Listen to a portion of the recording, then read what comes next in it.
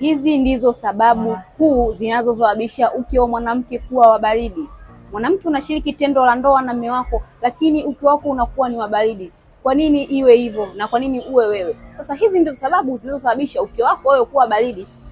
Uke wako unakuwa baridi na hata unaposhiriki tendo la ndoa na mume wako ama mwenzako anashindwa kuenjoy. Sababu ya kwanza ni matumizi ya baadhi ya njia za uzazi wa mpango.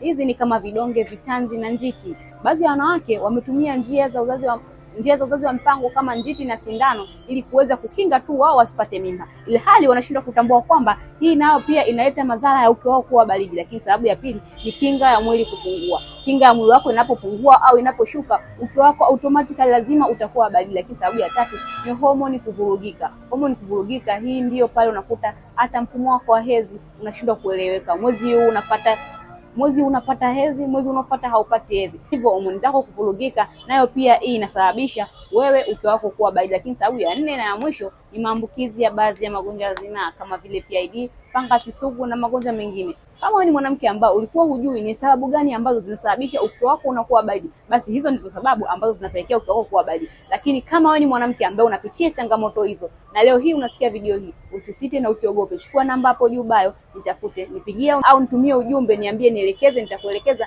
ni jinsi gani au nitakupa mwongozo gani ili uweze kufanya urudi katika hali yako ya kawaida. Lakini pia usisahau kulike, comment na kushare video hii kwa wanawake wengine nao pia ili waweze kujifunza jambo hili.